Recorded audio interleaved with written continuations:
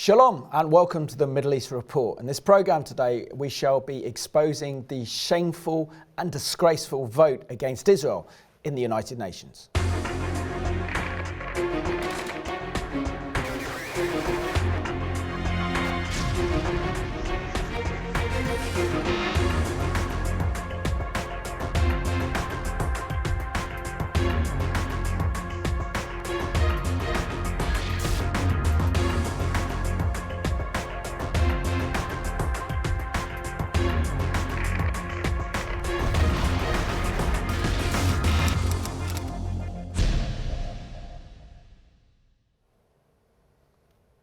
Warm welcome to the programme, and today's special guest is all the way from London. His name is Robert Harris and he comes from Voice for Justice UK.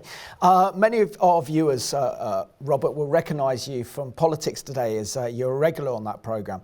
But for those who haven't seen you before and making your debut on the Middle East Report, can you just share something about your background and how you came to faith in the Lord Jesus Christ?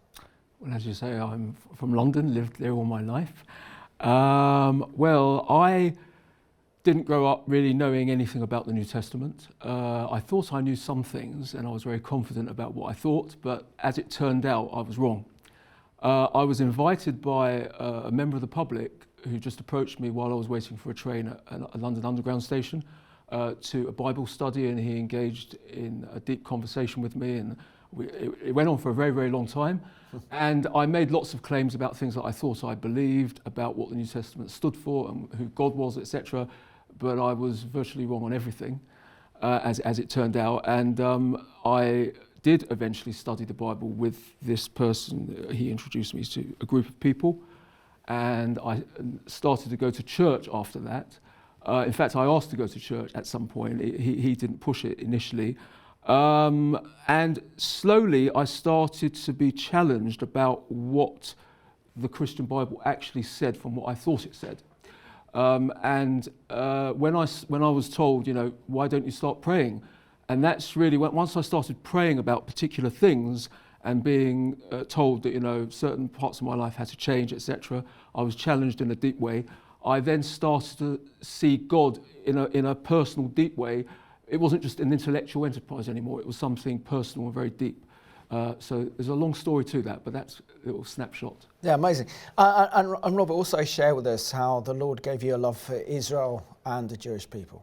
This is why you're on the programme today. Well, Israel was given to the Jews. So for the Jews, it's their land, it's their homeland, and Jews widely accept that. For Christians, unless they are very woke, they accept that the land of Israel belongs to the Jews. It was given to them by God, so we can't really argue about that. And did you come to that understanding through studying and reading the Word, or was it kind of revelation from the Lord through the Holy Spirit? I always knew that it was their land. I didn't have a sort of deep theological underpinning that supported that view, but now it's become more apparent from the Bible and through looking at the issue more closely that there is a deep theological underpinning to that view. It's not just a sentiment. Absolutely. And share with us the really important work that you do for Voice for Justice UK, where you are in Parliament. You're very much involved in writing reports that are literally defending our Christian freedoms in the UK to the people it matters the most, and that's our parliamentarians in the House of Commons.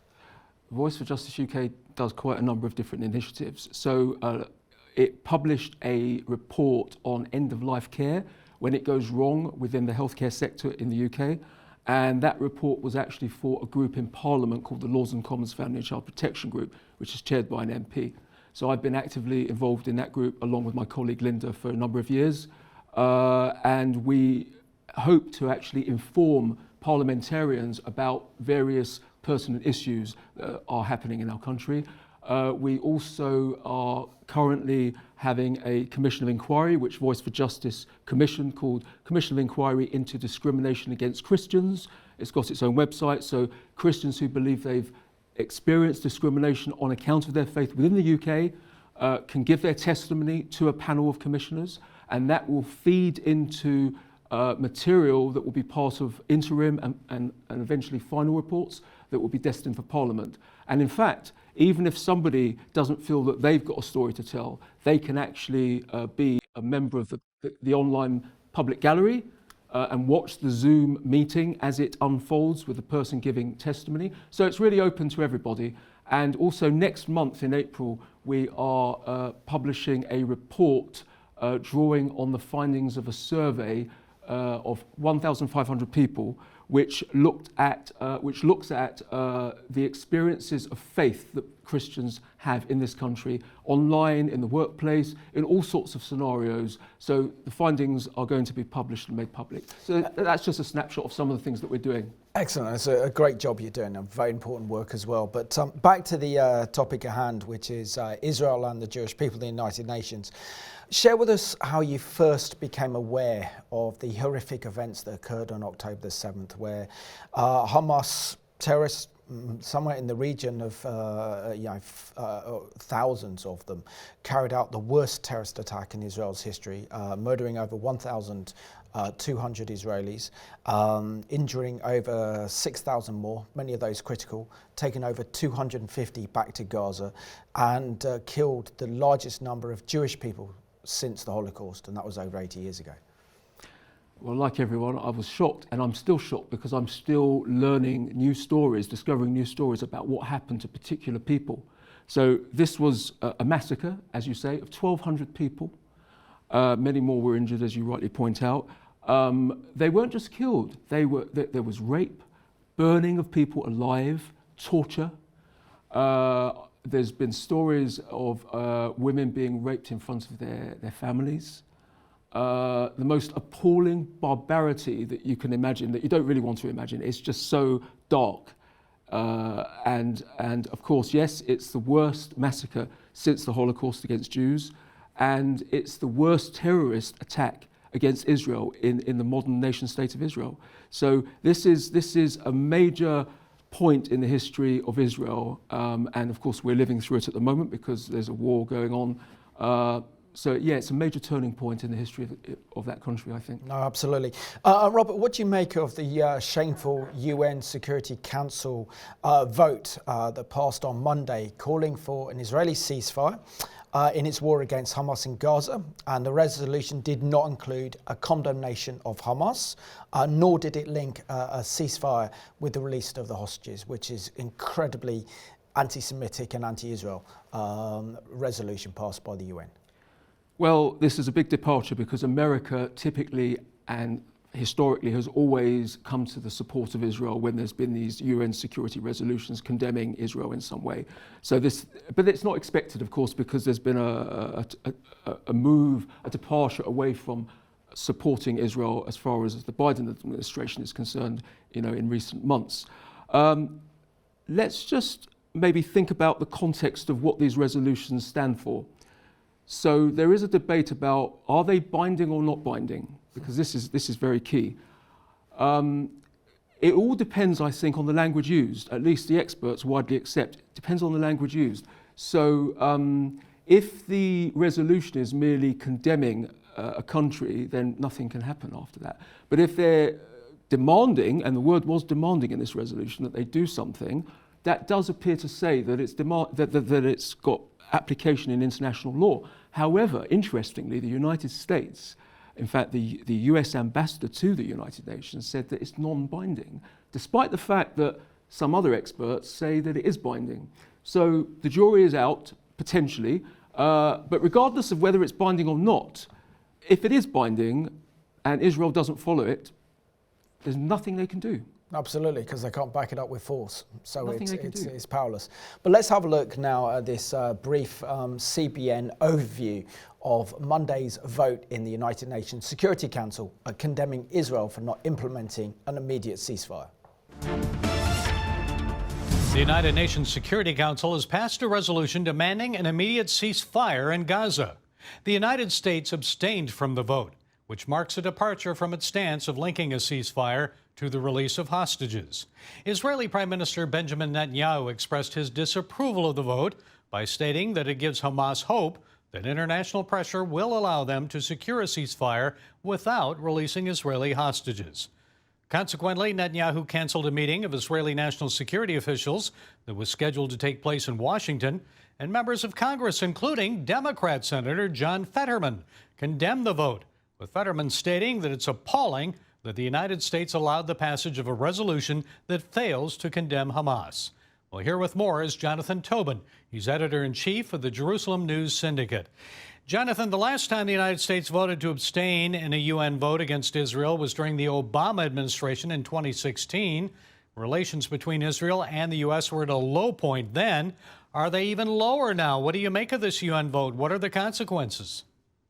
Well, I think the comparison to the Obama abstention, which allowed the UN to brand the presence of every Jew in Judea and Samaria and Jerusalem as illegal, that was bad. But that was a lame duck gesture. It happened in December 2016. The Obama administration only had a few more weeks in office, and everyone knew that Donald Trump was going to reverse that stand. Joe Biden has, at the very least, 10 more months to go in office. And this war that is being waged by Israel, a just defensive war against a genocidal terrorist movement, is still ongoing.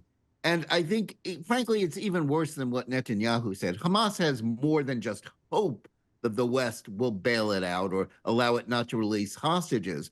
Hamas has been sent a signal by the UN that they have every reason to believe that they will be allowed to emerge as the victors of this war, that Israel will be prevented from eliminating them in their last enclaves inside Gaza, where their military forces remain.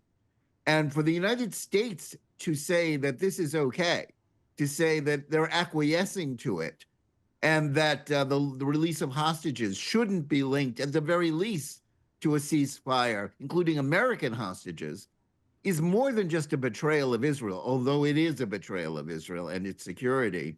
It's a betrayal of American interests, because this is a signal to the Middle East that there's nothing worse than being an ally of the United States, and that they will allow an Iranian proxy, an Iranian ally, to triumph.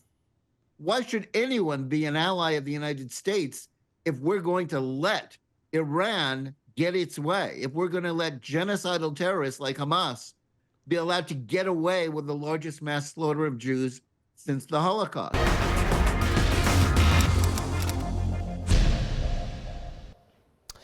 And I don't know why the UN is wasting its time condemning Israel with a kind of a motion calling for an immediate ceasefire when you look at the Iranian regime that's close to nuclear weapons, the largest sponsor of international terrorism. Where's the condemnation against Hamas? Where's the condemnation against Hezbollah or Palestinian Islamic Jihad or other terrorist regimes in the Middle East that have appalling human rights records, that sponsor international terrorism and are a nuisance and a threat on the world stage, and yet they're silent. Robert, just looking at my notes here, the UN Security Council vote actually called for a ceasefire during the month of Ramadan. So they wanted to bring this about to say that Israel should call for an immediate ceasefire because it's Ramadan. And then that would to be followed by a permanent ceasefire. Yet Hamas showed no respect or mercy for Israel's holy holiday, which was Simchat Torah, the receiving of the law of the Bible, back on October the 7th. Why are we seeing such double standards here by the UN?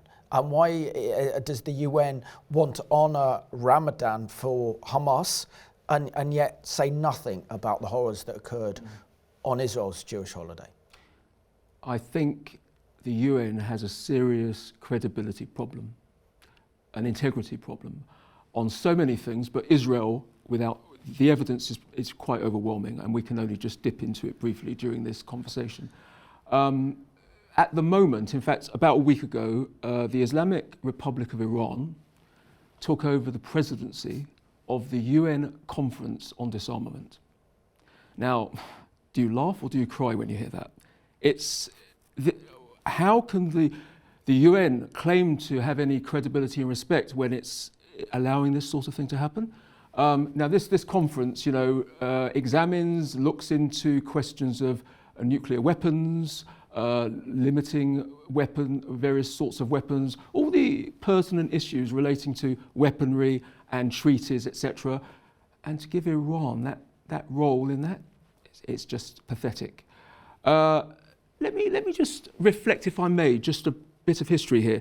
1975, there was a resolution that passed at the UN General Assembly, pushed by the Soviet Union and Arab states, which said that Zionism is a form of racism. Yep. Right? Is a form of racism. We hear this now all the time. It's like, it's just parroted all around. Zionism is racist, etc. So, you know, if you look at the UN and some of the unholy alliances of countries that bring these resolutions together, it really does depress me, and I'm sure many other people, to think that this is the body that is designed to maintain international order, peace and security for the world, and yet there are countries within it who have zero credibility and should have no role in dictating the legal aspects of how countries should conduct themselves, in this case Israel. Absolutely. I think that's one of the main reasons, wasn't it, that US presidential candidate John McCain back in 2008 wanted to reform the UN by proposing a new international organisations made up of democracies so that authoritarian regimes like Russia, China, that have a veto on the UN Security Council, including the Islamic Republic of Iran, Sudan and other corrupt failed Islamic states, can't have influence over democracies, and how we need something like that again now, don't we? When we look at what the UN is doing and how the UN is effectively carrying out UN resolution against Israel, and has more UN resolutions against Israel than any other nation in the world. It just shows you the complete, I don't know, just waste of time and complete fallacy that the UN is. Actually, I've got some figures there. Can I just? Yeah, of course you can. Very interesting you mentioned that. Between 2015 and 2022, 2015 and 2022, resolutions that condemned or criticised Israel, 140. Resolutions that condemned or criticised other countries throughout the whole world, 68.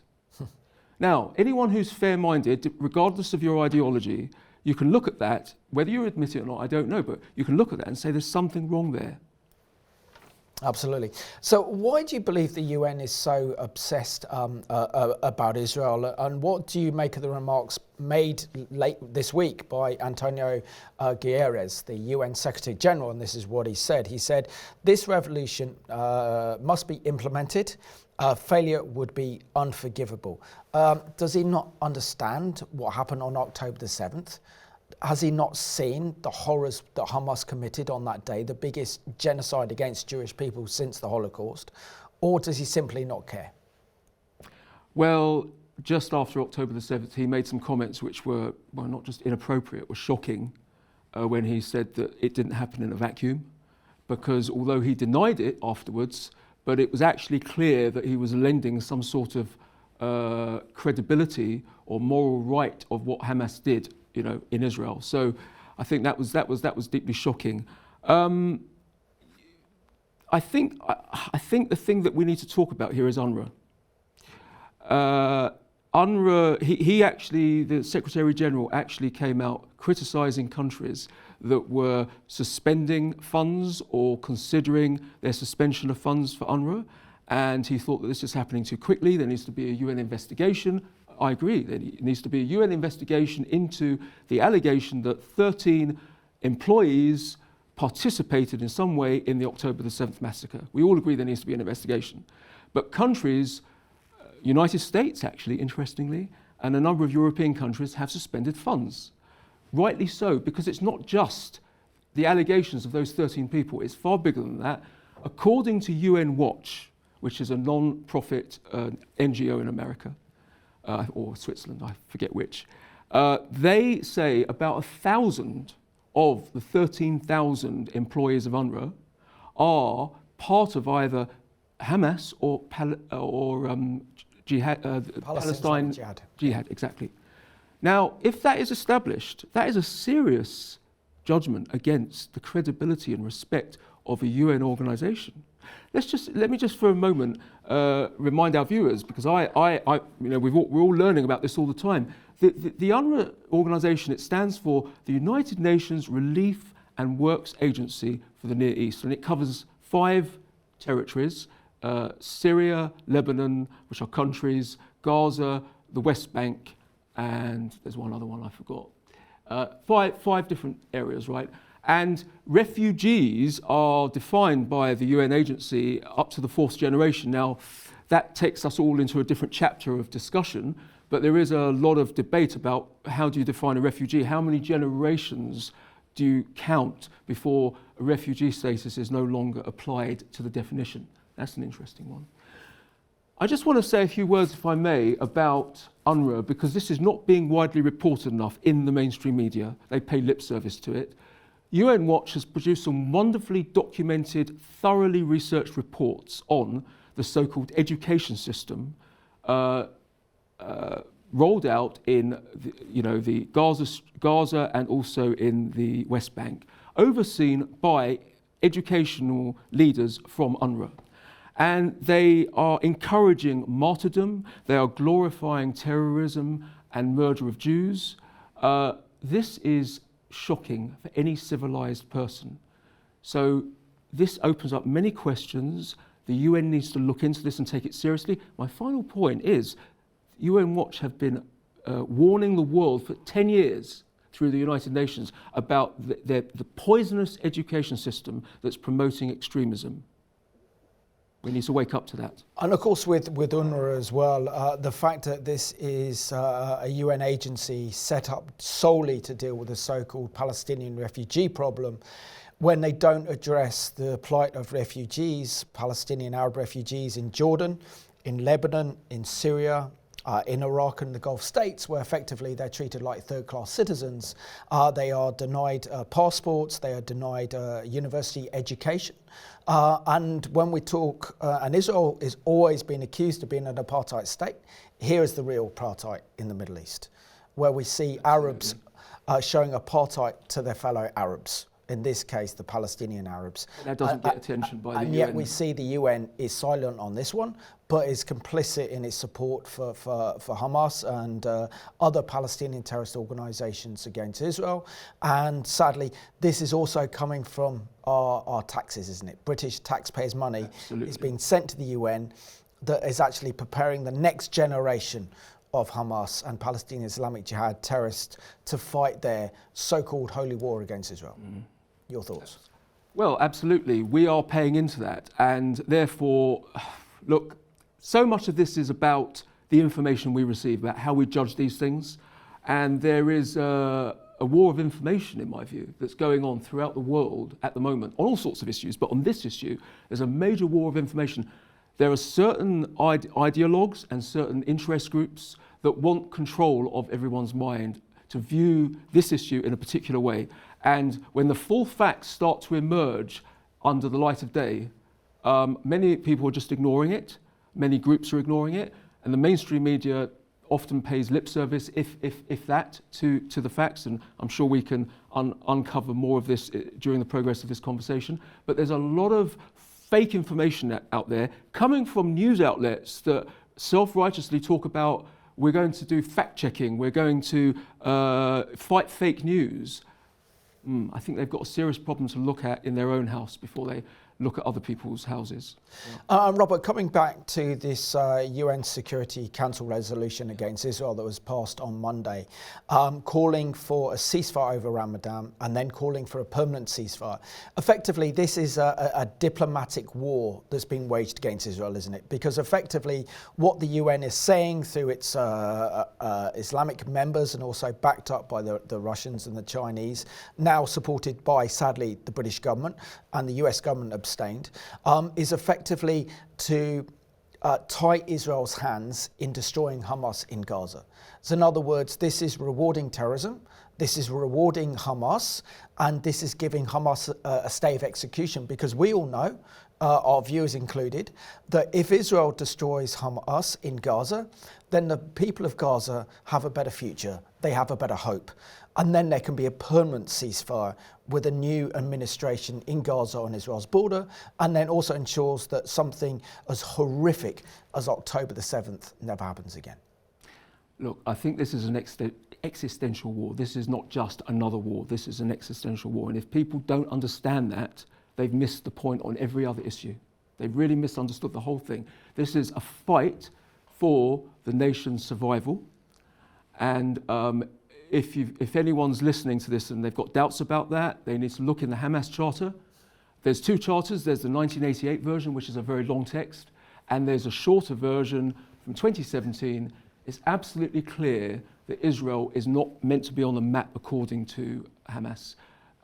They have used all sorts of Western buzzwords in the 2017 one, like democracy, dialogue, and all these things, but it's just a total, well, it's a sad joke, really, because they go on about jihad, they talk about the Zionist entity. They refuse to mention Israel by name. It's only the country is referred to as the Zionist entity, which is a very dehumanizing form of language, of course. Look, if Israel submits to international pressure, which it won't do because Netanyahu has clearly said we will go it alone if America doesn't support us. That's clear. They're not going to be subjugated by the pressure. But if they did do that, not only does it spell at some point national suicide for the Jewish state of Israel, it's also a win for Iran. Iran can't be taken out of this equation, and also it's a win for terrorism, it's a win for extremism, and the whole world needs to be concerned about this because Netanyahu has repeatedly said in many speeches and interviews, this is not just about Israel versus Hamas. It's Hamas versus the world of modern civilized nations. So if you are part of a modern civilized nation and you want to live your life in freedom, you should be concerned about this, even if you don't care much about Israel. You need to look into this and be concerned that this is a threat to everyone in the civilized world. So I think this is just to sum up, this is going to be a win for Iran. And in future, if they get attacked again, because they've promised they will do the same thing again and again and again, if they did it again and they just follow the precedent, they can't do anything. They won't defend themselves because of the pressure around the world. No country in the world will conduct themselves in a way where they refuse, because of diplomatic pressures, to come to the aid of their citizenry when attacked. It's the duty, moral and legal, of every single government, it's the first duty, some people say, to come to the defense of the country when they're attacked. Why is Israel always singled out as to a different standard? We know there's hostile motivation behind that, of course. Yeah, and of course the other aspect to this as well is that the Jewish people realise in Israel that they face another Holocaust. And it's the famous quote by Golda Meir: if the Arabs love their children as much as they hated us, there would be peace. So in other words, essentially they are obsessed with destroying Israel. And given a chance, as we saw on October the 7th, Israel would face another Holocaust and another annihilation of the Jewish people like we saw in Auschwitz-Birkenau over 80 years ago. This is what Israel is having to deal with and confront, which sadly the UN doesn't understand, nor do they care. May I just add a few points? You've triggered my thinking here. World War II is often cited in this discussion, not just by Netanyahu. Many people are bringing up this analogy.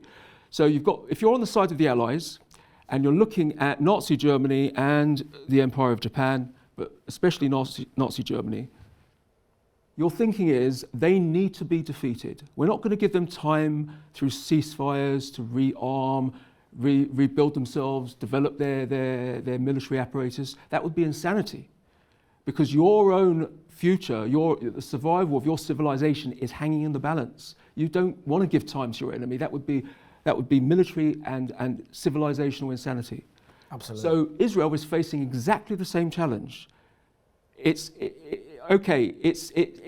worry. I mean, Israel has often been very concerned about what America thinks because, well, America has been a major support, materially speaking and diplomatically speaking. So it's right that Israel is concerning itself with America's position. But now it's got to the stage with the US departure from that very, very, very strong relationship. Israel has no choice but to go it alone. It's the survival of its country. That's what's hanging in the balance. Absolutely. And what are your thoughts, Robert, on the shameful actions of our government, the British government, that has declared, particularly under Boris Johnson and now Rishi Sunak, to be great friends of Israel, to champion Israel's cause, to develop stronger economic and military ties with Israel. And now we see that under the influence of Lord Cameron, David Cameron, we're seeing a change and shift in British policy towards Israel. And now we see that our nation voted with this vile UN security resolution and sided with Israel's enemies on the world stage. What are your thoughts on this shocking indictment of the British government in effectively its support for Hamas and other Islamic states at the expense of the only democracy in the Middle East, which is Israel?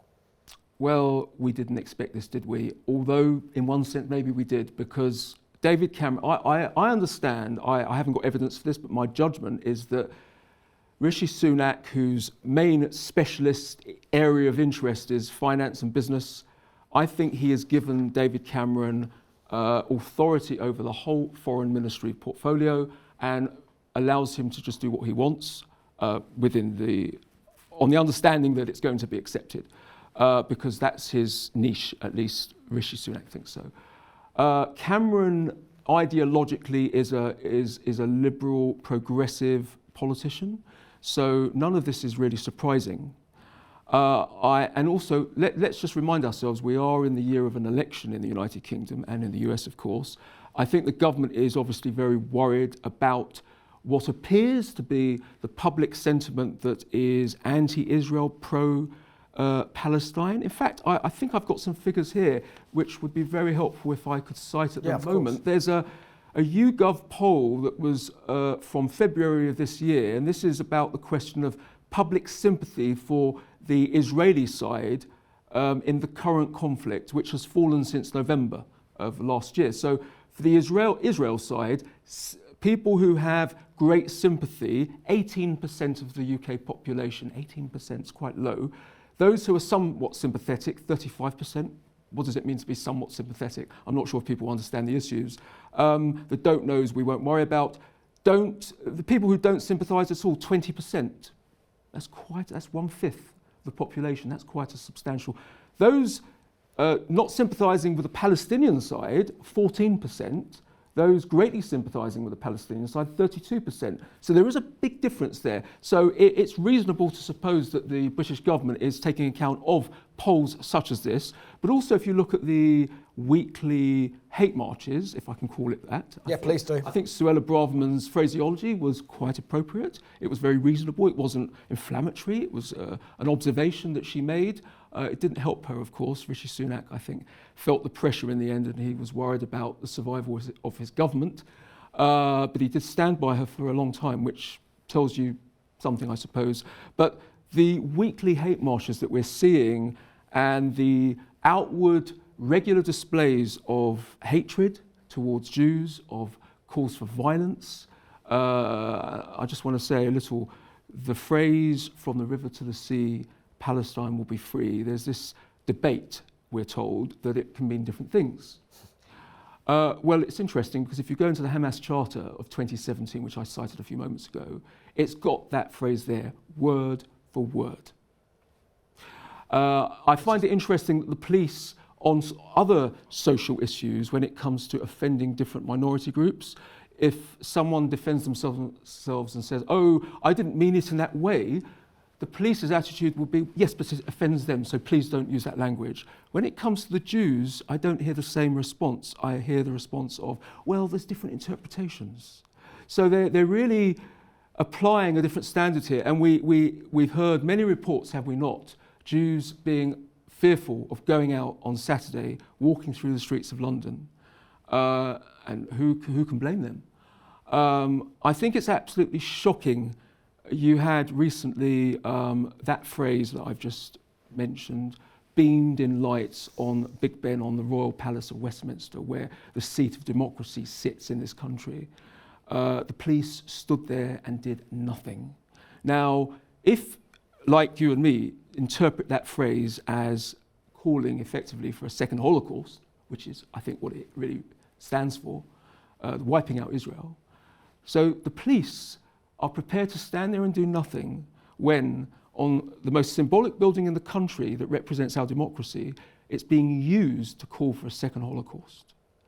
I mean, to say that that's shocking is an understatement. Yeah, but hasn't David Cameron not understood this well, that the same ideology, demonic evil ideology that's represented by Hamas, Palestinian Islamic Jihad, Hezbollah, the Houthi rebels, ISIS, Al-Qaeda before that, the Iranian regime, wanted to destroy Israel, but they also want to destroy the West. And so therefore, it's a naive thinking on behalf of David Cameron to think that if we just pacify the Islamists, then all of this will go away and we won't be troubled. But the reality is that Israel literally is on the front line in fighting this evil. And we've seen what happens when Israel's not allowed to fight this evil. It comes to the West and threatens the very security and foundations of the West. And therefore, just as Israel's democracy and freedom is in danger, so is ours, because we allow this. And the only way to defeat this is the military defeat of the ideology, like we defeated Nazism during the Second World War. So surely any sensible thinking leader, just looking at the geostrategic politics of it all and the reality of the situation, should understand this very clearly. But why do our leaders like David Cameron not seem to understand and get these, understand the moral dynamics attached to this? That if Israel's in danger, then Britain and the West becomes endangered by the same Islamist ideology that is a fusion of radical Islam mixed in with Nazism. I think what you said about him being naive, I think that's absolutely spot on. I think that he is trying to look good on the international stage, thinking that believing that the public sentiment is something that's going to look at him and say, you're doing a fantastic job, you're a statesman, you're playing all the right cards, you're on the right side of history, etc. It's interesting because when he was Prime Minister, he was very hot, at least in terms of his rhetoric, on fighting extremism in this country. He commissioned, did he not, the review into integration and extremism, which was studied by Dame Stella Creasy, and that was considered to be a landmark in looking at this problem. And, you know, fundamental British values was something that was launched in a very big way under his coalition government. And of course, it's fundamental British values which are presented as the antidote to extremism. You know, respect for democracy, respect for the rule of law. I mean, when you say respect for democracy, just look at the Palestinian Authority at the moment. He's been there, Mahmoud Abbas has been there for 19 years. When was the last election? Where's the democracy there? And I know that he has to be very diplomatic on the international stage. He has to be careful what he says, but he's not really playing his cards well. In fact, he's being very unwise, to be very blunt about it, I think. Yeah. And if we shift the discussion onto the other side of the Atlantic across the pond with the Biden administration, we've seen that the Biden administration has been very different from the previous Democratic administration of President Obama, who was outright hostile towards Israel.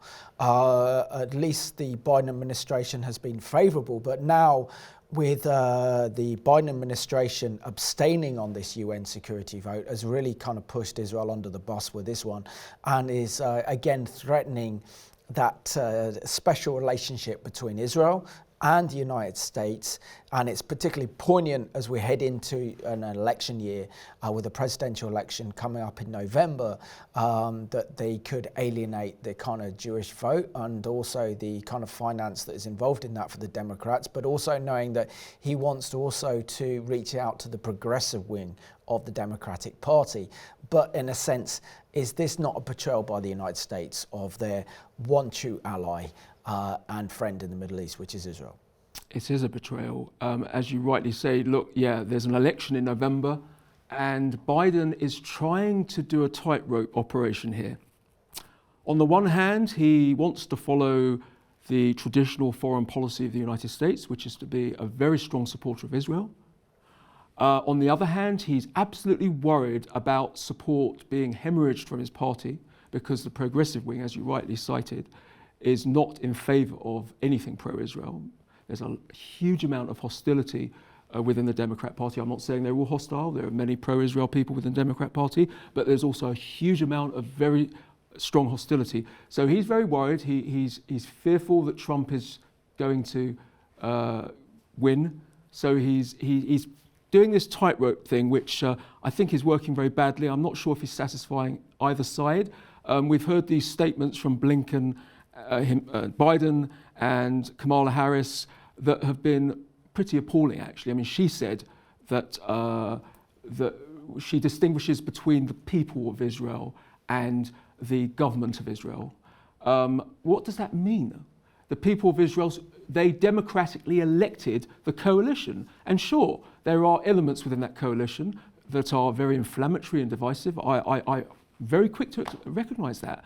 But you can't, Chuck Schumer the other day was calling for a new election. And he said, as the war unwinds, there should be a new election because Benjamin Netanyahu is one of the 4 obstacles to peace. Well, he should really mind his own business. I know he thinks he can get away with it because he's a Jew himself and he thinks he can be allowed to say that, but he should really not interfere with another country's affairs, which is the closest ally of the United States. They are in a deep trauma at the moment, fighting for their very survival. How dare he or anyone else call for an election at a time such as this? Absolutely. So let's go to this excellent CBN report entitled Israel Cancels Washington Visit After Controversial UN Vote. The draft resolution has been adopted. The non-binding resolution passed unanimously with the U.S. abstaining. It was the first UN Security Council ceasefire demand to pass since the beginning of the war. The resolution read in part, an immediate ceasefire for the month of Ramadan, respected by all parties, leading to a lasting, sustainable ceasefire. Separately, it also called for an immediate and unconditional release of all the hostages. The resolution did not condemn Hamas or mention the atrocities of October 7th. Despite the abstention, the White House said it reflected no change in its policy. It's very consistent with everything that we've been saying we want to get done here. And we get to decide what our policy is. The Prime Minister's office seems to be indicating through public statements that we somehow changed here. We haven't. But after the vote, Israeli Prime Minister Benjamin Netanyahu canceled the visit by his national security officials to discuss Israel's planned incursion into Rafah. He wrote the U.S. backed down from its stance of linking a ceasefire to the return of the hostages. He added, it gives Hamas hope that international pressure will allow them to get a ceasefire without releasing our hostages. In a statement after the vote, Hamas praised the resolution. Others, like former U.S. Ambassador to Israel David Friedman, wrote on X, just a naked demand for Israel to hand Hamas an ill-deserved victory. Hamas is celebrating the result. That tells you all you need to know. Former President Donald Trump told an Israeli newspaper that Israel has to finish its war on Hamas. We've got to get to peace. You can't have this going on. And I will say Israel has to be very careful. Because you are losing a lot of the world, you are losing a lot of support. Representative Mike Waltz sharply criticized the move. Is shameful. We don't go neutral when it comes to Israel. It's ridiculous. And if I were Netanyahu, I would pull back his delegation. Democrat Senator John Fetterman wrote, it's appalling the United States allowed passage of a resolution that fails to condemn Hamas. Republican Senator Ted Cruz wrote, today's resolution is a capitulation to and victory for Hamas. But Senator Bernie Sanders praised the resolution and wrote, the U.S. must push all parties to honor the ceasefire and rush massive humanitarian aid into Gaza to feed starving people. Israeli Defense Minister Yoav Gallant, already in Washington, warned of consequences if Israel does not defeat Hamas. We have no moral right to stop the war in Gaza until we return all the hostages home. If we do not reach a clear and decisive decision in Gaza, it may bring us closer to war in the north. Chris Mitchell, CBN News, Jerusalem.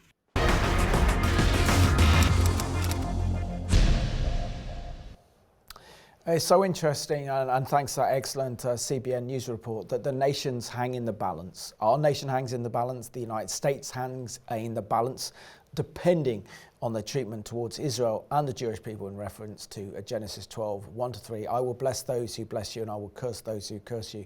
This should be a warning from history for strong nations that they need to be on the right side of history. Robert, I have to ask you, which in the aftermath of what happens after Israel defeats Hamas, because the determination of the Israeli people, the determination of the Jewish state is to ensure that something like October the 7th never happens again. And it's also my understanding that the 80 to 100,000 people have been evacuated from the north of Israel because of the threat from Hezbollah, won't go back to their homes until they know that Hezbollah's been dealt with and there's not that threat. But I think that's for another program.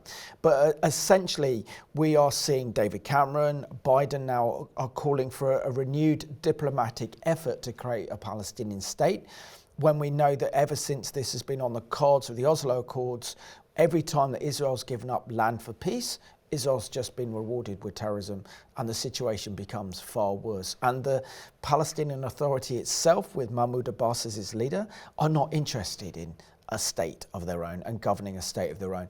They want to use a state in order as a means to destroy Israel and attack Israel.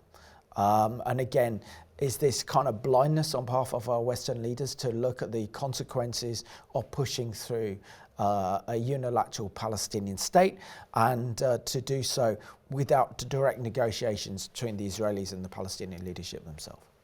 Well, it's always been understood, and America has understood this perhaps better than anyone else, that any major decisions, steps that will affect Israel and her neighbours, she has to be part of it. Israel has to be part of that decision-making process.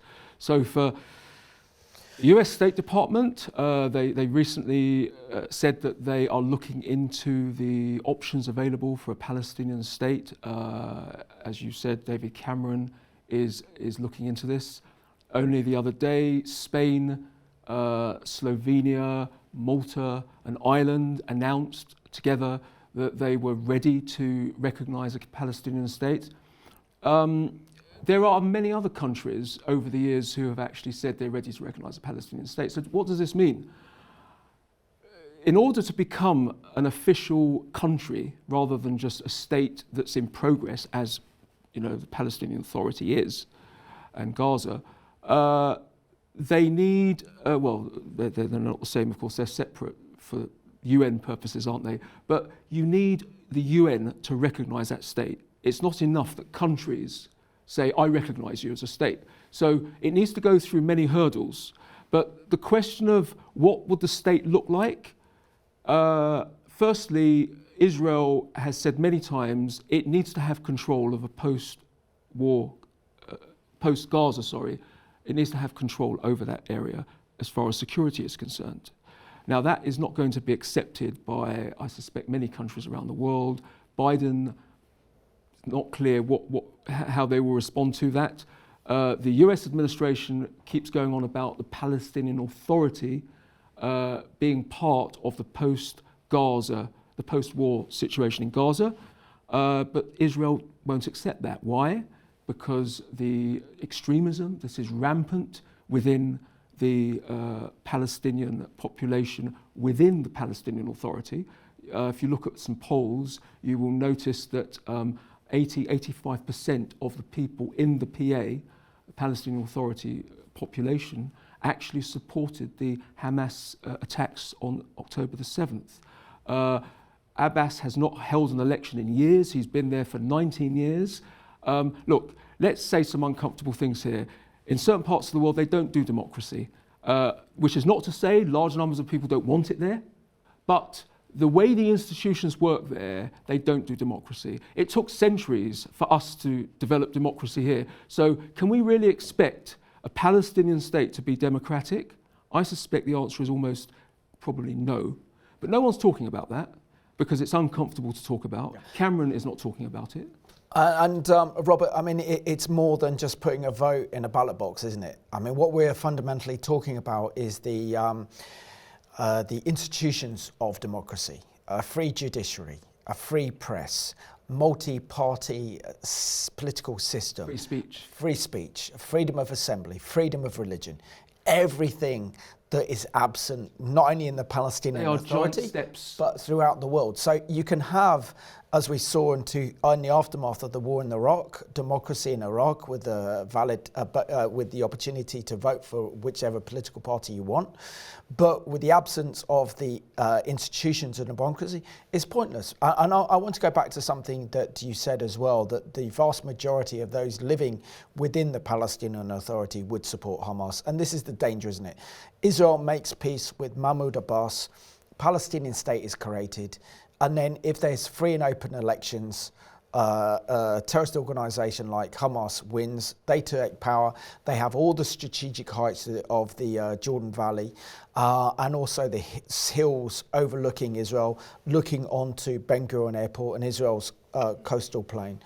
And also then you have a problem of an Islamist regime in power next to Israel, like Gaza, locked in against Jordan, that would then threaten and destabilise Jordan and would encourage international terrorism around the world. So the strategic implications of creating a Palestinian state not only endanger Israel, but endanger the Middle East.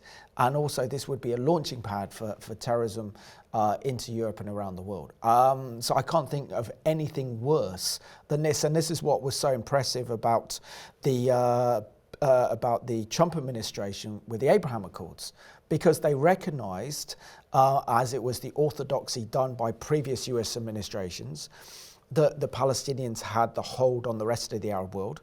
If the Arab world wanted to make peace with Israel, they had to go through the Palestinian Authority first. The Abraham Accords bypassed the Palestinian Authority, went directly to the Arab states like the Gulf states and Saudi Arabia. They could then choose, and they bypassed the PA. And this is why the best chance of peace and stability that we've seen for 40 or 50 years happened under the Trump administration. But that surprised everybody, didn't it? Because as you say, it was always thought, the dogma was that in order for normalization of relations with Israel from its neighbors, you first have to work out the Palestinian issue. Once you've worked that out, everything else will be addressed later. It didn't work like that, did it? And that surprised me as well. So that is a huge piece of good news, the Abraham Accords. I think Sudan is still not fully in yet, but it's hopefully going in the right direction. So yes, it's not all bad news. There is some good news to consider, but absolutely right, yeah. And also, Robert, as well, I was coming to the end of the programme, as a Christian channel, we also need to discuss the spiritual dynamics of what happens with the creation of a Palestinian state for our country and also for the United States, as we are living in a very turbulent and dangerous world. Just unpack for us the spiritual dangers of the creation of a Palestinian state for this country and also for the United States and the West. Well, I think I'd premise my answer on if a Palestinian state operated on the terms that we have discussed, which is, non-democratic, extremist. If it's on those terms, not on democratic terms, if it's on those terms, then I think this is not just a win for extremism, but I think it's giving territory to satanic forces, to put it very bluntly. Because if you're dealing with a regime or an ideology that wants to wipe people out who are innocent just because of who they are, their ethnicity or their religion, then that cannot be tolerated in the civilized world. So I think there are 4 wars going on here. I have thought about this. There's the spiritual war that underpins all of this, because what happened on October the 7th was satanic. There's no question about that. Absolutely. There's an information war, which I briefly alluded to earlier on in our conversation about knowing what the facts are from the fiction. And we're fighting that war in this programme today. And there's also the diplomatic war happening on the international stage, primarily at the United Nations. So there's these different theatres of war going on, and there's the military war, of course. And you mentioned Hezbollah. We're hearing very little about that. But as you say, that's another subject in its own right. So there are multiple fronts of this war going on, all underpinned by some dark spiritual forces. But when we read the newspaper, we're only seeing the window dressing. We're not really looking very deep. We have to look more deeply, I would suggest. Yeah, and I mean, if we look at the book of Joel, for example, it talks very clearly that the Lord brings the nations into the valley of Jehoshaphat for judgment, which is just outside of Jerusalem. because they divided my land and scattered my people. And knowing that the word Jews comes from the word Judea, which is the homeland of the Jewish people, we see the nations actively trying to divide God's land and scatter his people. There are huge consequences for nations that are deliberately touching the apple of God's eye, which is the nation of Israel. Share your thoughts in about a minute and a half left. Well, I think the people, how can I put this, politically, the people who are on the progressive wing of politics are usually anti-Israel. They hide behind the smokescreen of, oh, I don't like the way Israel does this, I don't like the way Israel does that. But they apply standards that are not applied to other countries. And we can be absolutely sure, therefore, if you apply different standards to Israel, the only Jewish state in the entire world, which is a tiny piece of territory, approximately the size of Wales, you know that there's a hostile motivation there, and that's sad. Absolutely. And also that Israel is considered the Jew among the nations is the way that the United Nations treats Israel. Robert, it's been an absolute pleasure to have you on the Middle East today. Thank you so much for unpacking and helping us to understand this vile and damning UN resolution against Israel. And thank you so much for your moral clarity as well. And I just want to thank you for watching today's Middle East Report. What happened on Monday this week was horrific, that the United Nations and our government voted to call for an immediate ceasefire in Gaza, which goes against our own instincts as a nation, because it's our duty to defend Israel and the Jewish people from this evil that's represented by Hamas. Also shameful that the United States government decided to abstain on this UN resolution. And so there's an imperative that as Christians, we stand with Israel, we stand with the Jewish people. So thank you for watching this week's edition of the Middle East Report.